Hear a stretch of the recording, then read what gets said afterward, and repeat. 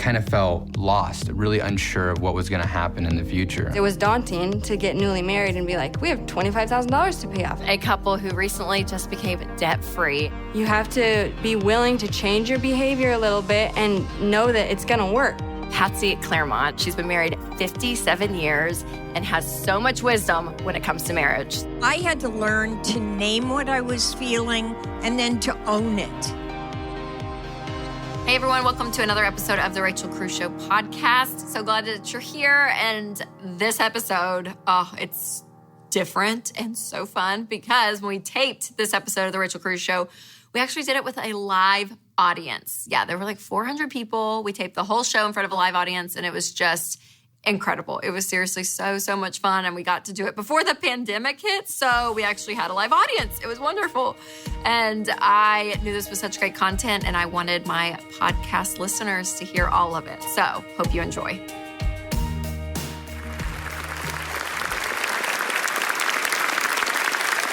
Well, hey everyone, and welcome to a special edition of the Rachel Cruze Show. Today is the very first time we've ever done this, but we actually have a live studio audience here with us, and I'm just so pumped. I kind of feel like Oprah. I'm not gonna lie. I know I'm not Oprah, no one's getting a car, but I'm gonna channel her, yes. Well, in today's episode, we are going to talk about overcoming fear in marriage. Fear keeps us from peace and really living out the life that you love. So I want you to be able to overcome that. I'm bringing on one of my favorite authors and speakers, Patsy Clairmont. She is wonderful, and you are going to love her because she brings so much wisdom to this topic. We're also going to talk to a couple who just became debt-free, and they have such a powerful story. And then Patsy and I will be doing a live Q&A together to answer our live audience questions. Now, when I think about fear, personally, I really don't consider myself a very fearful person. When I think about my fears, they might be a little dramatic. My family and I, we went to Jamaica a few months ago, and we did this like dolphin excursion thing where you go swim with wild dolphins. And in the middle of this excursion, I'm swimming out in the middle of this cove, and I remember thinking to myself, oh wow, I'm about to have this wild animal come up behind me, and I'm supposed to grab its fin, and it's gonna take me on this joy ride. And then I'm thinking, no, it as easily could grab my foot and like drag me to the bottom of the ocean and I could die, 100%. So I have a fear of dolphins, weirdly enough. I also have a fear of storms. I don't like thunderstorms, the whole thing about it. Like, you know, the little ticker that comes across the TV with that little like sounds, the do-do-do-do-do. Oh, it gives me anxiety, I don't like it. Tornadoes, nope, don't do those. I also have a fear, actually my greatest fear is being convicted of a crime that I didn't commit. You can imagine being in jail and you're like, I didn't do it. I promise I didn't do it. Oh, no, I can't even think about it. So I know some of those fears, percentage-wise, probably are not gonna happen, but it's important to know that when fear does flare up, it actually can be a good thing. It could even be considered a gift. Fear is a God-given feeling. Chip Dodd says that it's not a sin. It can be scary, but fear is just the recognition that we need help. So you can have fear in your career, in your relationships, marriage, and money. And it's important within your marriage for you to know what you and your spouse both fear. So since we focus on money in this show, here are a couple of financial fears that people have. If something unexpected comes up, we won't survive financially. Time is running out, and I won't get to live like I'd hoped. I won't be able to get ahead because of how the world works. There's also the fear that because of my past financial mistakes, I'm not gonna be able to have a better future. And then also the fear that I will end up just like my parents. So those are some examples of fears that people have when it comes to money. Now, I've learned, again, that fear can be a good thing because it motivates us to put things in place in our life to help us. But when fear grows beyond protecting us to paralyzing us, that's when it turns into anxiety, and that's not what we want. Scripture is very clear not to be anxious about anything, and I take that as truth. So fear can actually be a good thing, but we have to deal with it in a healthy way. And just remember, one way to overcome fear, it is not just to be tougher, but it's to be vulnerable and to be known. And part of that is being known by your spouse. So coming up next is Patsy Clairmont. I cannot wait for you guys to hear from her. She's been married 57 years and has so much wisdom when it comes to marriage. Hey moms, Rachel Cruze here. Are you looking for a fun side hustle to help you pay down debt and build your emergency fund? Just Between Friends is a consignment marketplace that will help you find cash in your kids' closet. I sell my kids' outgrown clothes, toys, and gear using consignment, and Just Between Friends makes it super simple. The average seller with JBF brings in $300 to $400 per sale. So go to jbfsale.com to get started and find cash in your closet today. That's jbfsale.com.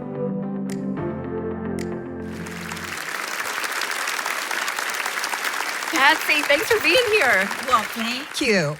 I think I don't fit. You're like the cutest little petite thing ever.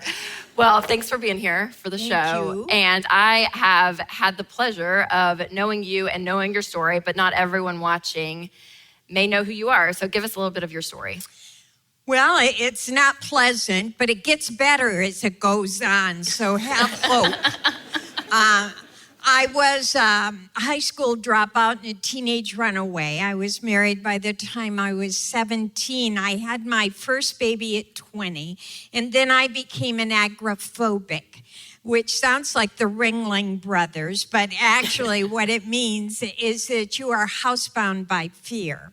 Now, at this time, I have a husband and a young baby, and I'm becoming non-functional. And soon after indulging my fear, because I didn't know what to do with it, I gave in to it. And when you do that, it multiplies. When it finally hit me that if something didn't change, I wasn't going to make it. There would be nothing else to do with me but lock me away. I had already withdrawn from society into my home, withdrawn in my home into my bed. And I wanted my poor dear husband to fix me. Just fix me.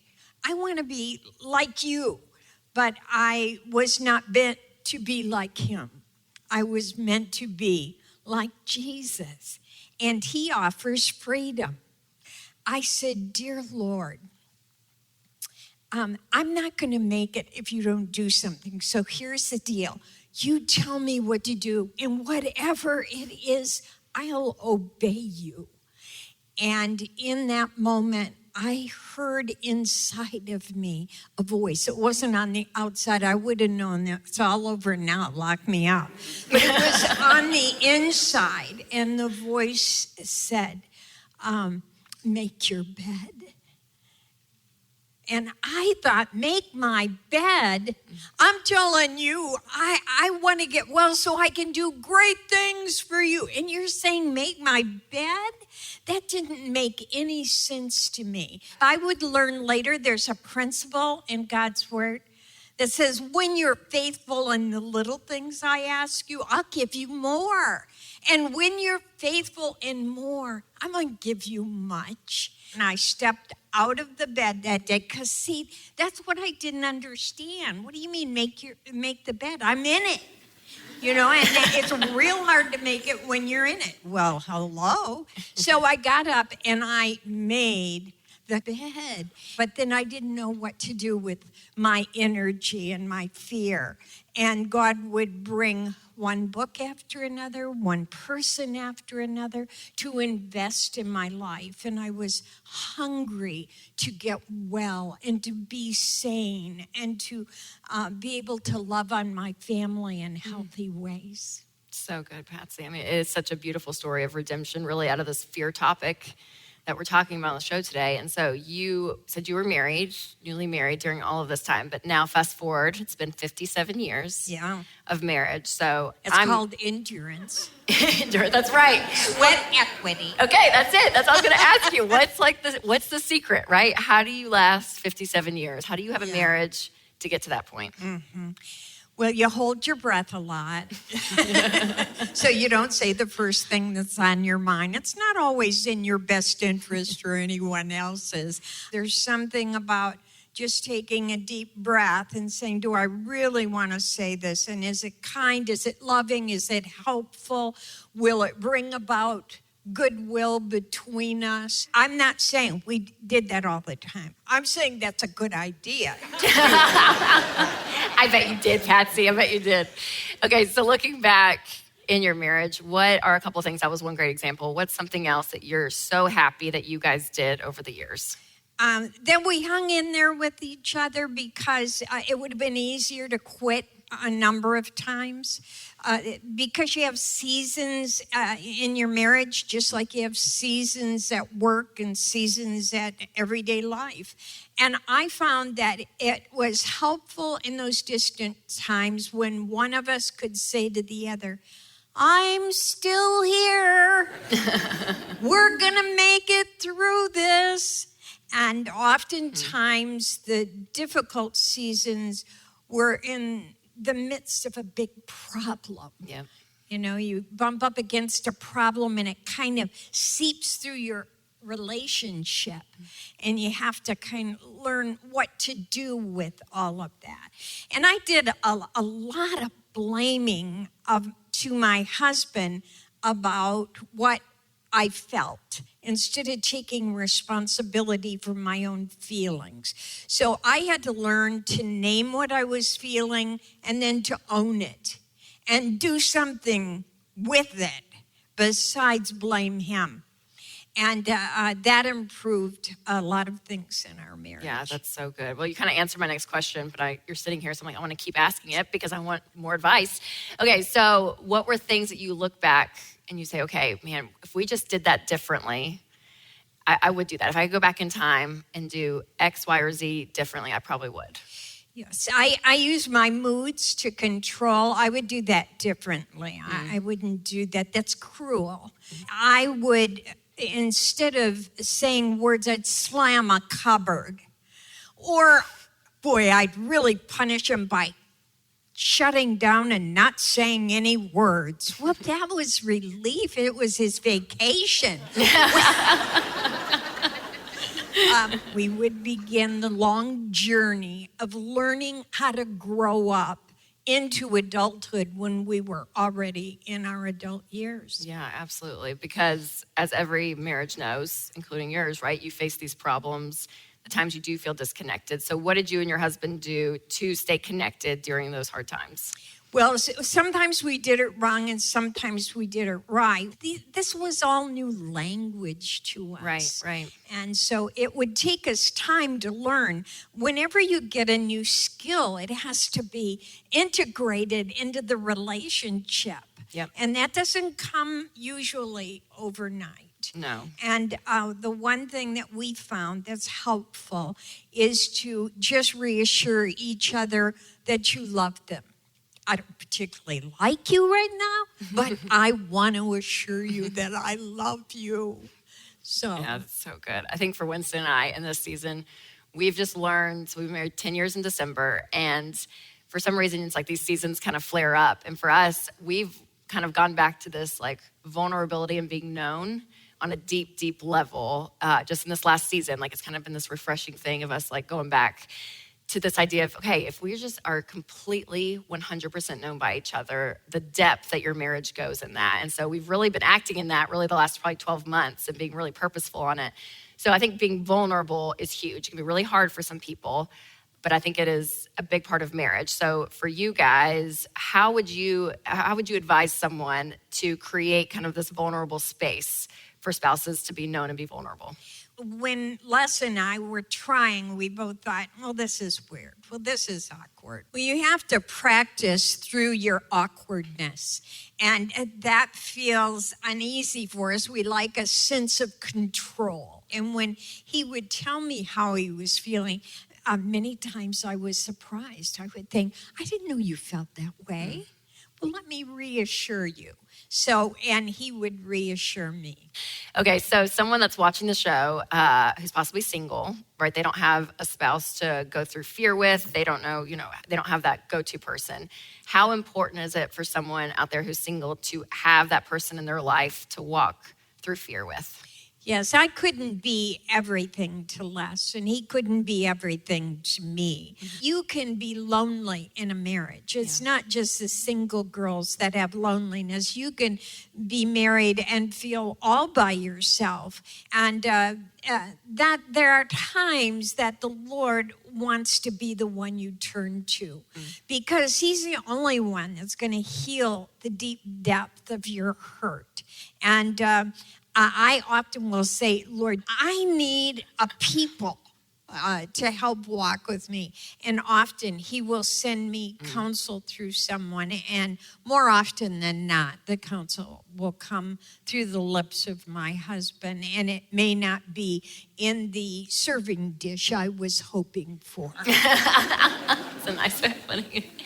Well, Patsy, you are wonderful. I love being around you. You're one of those people that you're around, and I'm like, oh, I want to be you when I'm older. I mean, seriously, you are just absolutely incredible. So thank you so much for coming on the show today. Well, coming up next is a couple who recently just became debt-free, and their story is so motivating. So they're coming up next. I guess I kind of felt lost, really unsure of what was going to happen in the future. I definitely felt overwhelmed by my student loan debt. I felt bad that I was bringing this debt into our marriage. I proposed to Joanna, and 30 days later, I lose my job.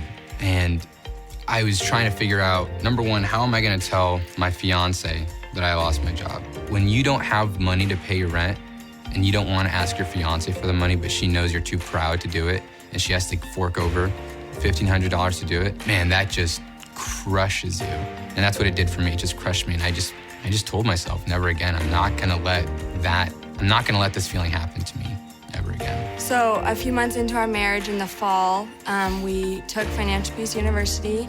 And I think taking it, you have a fear of, because you know uncomfort is coming. You know your behavior is gonna have to change. And then also a fear of like agreeing about how to go about it in the same way.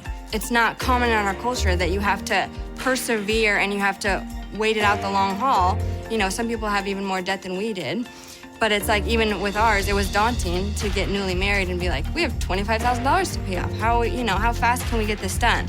And actually, even in November, we didn't think that we were gonna do it, that we were gonna make it. And then the money just came in and we were like, oh my gosh, thank you, God.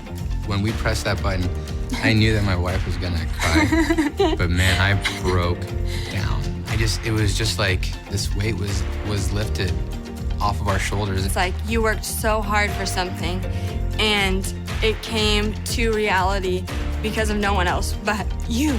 It feels like so freeing. Like, I love that it's called Financial Peace University because it brings financial peace to you that nothing else can. And we both talked about how after we paid off the $25,000, it was like this switch just like flipped on in our heads. Now we're thinking, if we can do this, if we can achieve this, what else could we possibly do? You have to, break through that first step and just take that first step and be willing to change your behavior a little bit and know that it's gonna work. Like, the system works. Well, Joanna and John Andre, thank you guys so much for being here. And we had fun because you guys were in the office just yesterday to do your debt-free scream. And I did it with you guys. Yeah. It was groundbreaking. Was that fun? Yeah, it was so fun. Good. That's so great. Well, I'm glad you guys came on the Rachel Cruze Show to share your story because I love it. You guys are like the textbook way to do this money stuff. You did it so well. And so take me back to when you guys were newly engaged and you were in debt. Yeah. So I proposed to my wife, and 30 days later after proposing, I lost my job. And I'm thinking to myself, I just asked her father, can I please take your daughter's hand in marriage? And 30 days later, I have no way of supporting her. For so long, he had been talking to me about FPU, Dave Ramsey, right? And to my father-in-law, Dave Ramsey is like the 13th disciple, right? And I never really thought about it, but as soon as the rubber hit the road, I knew that I had to make a change. I knew that I at least had to look into this FPU thing, look into this whole Dave Ramsey person. And at that point, that's kind of where it kind of sparked for me. Okay, yeah. And that's a scary place to be, right? Of Totally. losing your job and all that, because how you grew up, both of you, in separate households, how money was dealt with, I'm sure was probably different. That's how most couples are. So what was life around money growing up in your household? For me, my parents struggled until they started doing Dave Ramsey. And in 2004, they became completely debt-free and still are to this day, obviously. Yeah. And my dad teaches the Dave Ramsey classes and everything. So they're seeing their legacy and how they're able to live so freely, I think has really inspired us to want the same thing. Absolutely. So you grew up in a household where eventually it was like, okay, yeah, money's talked about. This is what we're doing. It's God in control. Yes. All of that. That's so great. How about you? Yeah, so mine was a little bit different. So I come from a divorce situation, which I'm sure a ton of people here can kind of relate to that. So each household was different. My mom is an immigrant woman, so she was the only person bringing income into our household. So she would work all day, 2-3 jobs. And on the flip side, my father's house, him and my stepmom, they have always had debt, right? Ever since I can remember. So for me, I kind of knew that even though I appreciated both households, I wanted something different for me and my wife and our future children. Yeah, absolutely. Would you say that was a motivator for you guys, even as you're getting out of, the getting out of debt process? Absolutely. Yes. Yeah. So you guys paid off $25,000 Yes. in 18 months. Yes. That's so great. So what are some tips that you guys have as you're getting out of debt? Because we always talk about, earning extra money, doing whatever you can to throw as much money as possible at your debt to become debt-free as quickly as possible. What are some things that you guys did to get out of debt quickly? Well, we sold the second car that we had and went down to one car, so that saves us on gas and insurance, and he's able to take public transit to work, and then I use the car. And we just started, I worked 2 part-time jobs, and so one of those paychecks was going all to the debt, as well as he's in sales, so his commission checks were also going towards the debt. And we stopped eating out and just really watched where every dollar was going and really asked ourselves, do we want it or do we need this? Can this wait until we're debt-free? Yeah, it can, Delayed gratification, words that a lot of people don't know in today's culture, right? Yeah. I mean, so it's so impressive because I love that you guys started out, when you guys were talking about marriage and fear and money and all of this, like you guys hit the ground running, right? The month you said, okay, we said I do, this journey began. So for all you really knew in marriage was sacrificing to get out of debt when it comes to money. So what did it feel like when you finally made the last payments and you were free? You owed no money.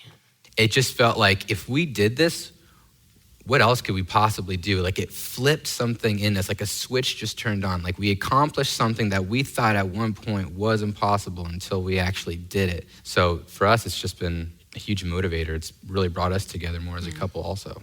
So there's someone probably watching at home and they're thinking, okay, that's great for that couple. I mean, they're both on board. It seemed like, of course they did it. That's awesome.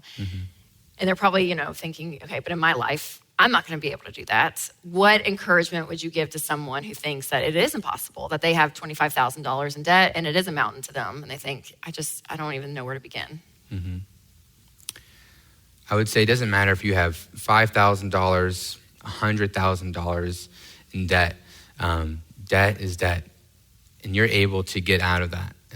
My wife and I, we're people of faith, and I do not believe that our Heavenly Father wants anyone in bondage. And that's exactly what debt is. It's in bondage. So when you think, I can't do this, I can't get out of this debt, there's no way that you can stop what God already has planned for your life. All you have to do is take that first step. Life is going to happen. Sometimes it's going to happen really, really hard, but you are always going to be stronger after it, right? Yeah.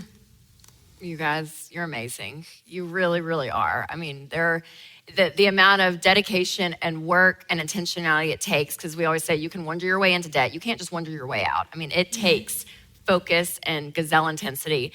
And you all did it. And you're free. No payments, nothing. I mean, could you guys imagine being their age, starting off marriage like that? You're like, I mean, it's absolutely incredible what you're doing, absolutely changing your family tree, and you're in the midst of it. And so I'm just so proud of you guys. I'm so excited, and thank you so much. Thank you so so much for much. coming on and sharing your story. You guys are awesome. Well, I'm going to bring Patsy back up on stage, and we're going to answer some of our audience questions.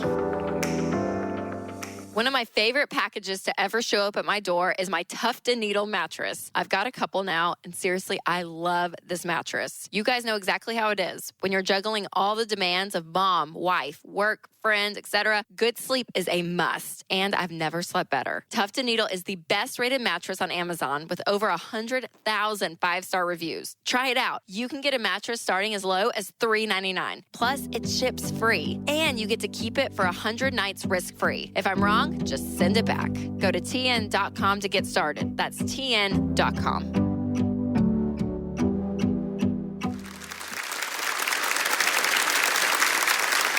All right, next we are going to take some questions from our live studio audience. Patsy, are you ready? I'm ready for live. Good. All right, and George Camel is here, and he's going to help facilitate the questions. So, first question. My question is, how do you overcome the fear of inadequacy or possibly inequality when it comes to, someone making more than the other? And especially when it comes to sitting down and making those changes in the budget when you don't feel like you have an equal share. And so maybe you shouldn't be saying as much in that budget committee meeting. Yeah, that's a good question because I feel like we deal with this a lot. And I don't know if this is your case, but even like stay-at-home moms I talk to, they're like, oh, I just feel like I'm not contributing anything, And I would say that is such a lie in your head, even if you are bringing in a paycheck and it's less, but to think that you're anything less than the person bringing in more money. I mean, that's all monetary, right? I mean, like what we bring, overarching to the world, our giftings and who we're created to be. Like I've had to learn to become so comfortable in that and to say, okay, I am made and my value is not placed on a paycheck. And so knowing that deep in myself, I think is kind of the foundational principle that I always go off of. But then number two, I think within the marriage, really looking at this situation as a team effort, that you're a team. And so if one person's making more than the other, seeing that as a blessing where you're like, go, keep on doing that, right? I mean, make more if you want. That's great because we can pay off debt faster and all of it. But seeing it as a team, because when you're looking more as an individual running on two separate lanes, that's when those lies start to creep in. But when everything hits the checking account and you see, okay, this is what we made together. And as a team, that unity, I think, is where you have to get to. But I think it first starts with what we talked about at the very beginning of understanding like your value is worth so much more than what you're bringing in money-wise. What would you say, Patsy? Oh, I can't begin to tell you how much it would cost if they had to pay for our housekeeping services and our laundry services and our support services and our mothering services and our chef services, and you can't even afford us. So yeah, I think it is a match deal, and you just have to grow into the confidence of your contribution, which I happen to know in my spirit is significant. Mm-hmm. And I think, Amen. And there was a study with stay-at-home moms. I don't know if you are one, but apparently on average that they would be worth close to $500,000 from like a chauffeur. Like they broke down everything that a mom does and the hours and all of it. Amazing. Plus tips. Awesome. Well, thank you so much. Great question. Yes. Let's hear it for Terry. Yeah. Thanks, Terry. All right, come on up, sir. And your question. How do you plan for the unexpected, like losing a child with clinical depression or anxiety, and then deal with the bills that come in and you don't understand what they are charging you for, or if they understand your pain? I really appreciate this question and the chance to address it. Here is what I have learned. We marry opposites. So when we go through a great loss, we're going to respond to that loss in opposite ways. And then we're going to be at our most vulnerable points. And here our spouse is behaving so differently than us that we misunderstand very often that they're carrying the same level of pain and grief that we are. So you can really get in opposites unless you're equipped with an understanding we're going to walk this road differently, and we're going to need some assistance to come together in the healthiest ways we can when we're in the midst of our greatest pain. That's what I've seen and learned. Yeah, that's so good. And I think on the financial side, I always tell people not to make any big financial decisions while in grief. And so while grief can last a long time, but that first few months, even that first year, just to take time to heal yourselves and go to counseling and really work at that loss, as healthy and as heartbreaking as it is. But getting yourselves whole is so key, because you can make some really bad financial decisions in the midst of that. And so letting yourself heal, I think, is priority number one. And then number two, when it comes to the bills and not understanding, get a team around you and ask questions. We always talk about, even with investing, never to put your money in something that you don't understand. And the same would be true. I mean, you have to pay these medical bills, but you want to know what you're putting your money towards, because the unknown becomes stressful and scary. So ask questions, get people around you to help you through that process. Thank you, Juan. Let's give it up for him. Come on up. My husband and I are on baby step 6, and we are expecting our first child. Oh, congratulations. And I'm wondering how to balance the fear that comes with all of the what ifs. What if we have a medical crisis? What if the child has disabilities that cost us a lot? How do we save an appropriate amount of money and make sure we are protected without sabotaging our other goals? Yeah, absolutely. I think there is a mental shift that happens when you do have money just saved. You know, there is a peace of mind that comes, okay, if something unexpected happens, we have the ability to go and fund that, right? And so at this point, I would say throughout the entire pregnancy, I would just save, even on baby step 6, just have a stockpile of money. And then if everything, labor and delivery goes well, baby's healthy, you're healthy, then you're able to take that and then apply that extra money to your goals and what you want. But I think also on the emotional side, and Patsy, you probably can speak to this really well, but there is, you can't have control as a parent. And that's one thing I've learned. Like, you can't control your pregnancy. You can't control your labor and delivery. You can't control the baby's health. You can't control, you are so out of control. And for a control freak, it is a scary place to be, yes. And so I think learning to let go. And for me, I'm like, I have to keep my hands like this. I do this with my money. I do this with my relationships, even with my own children.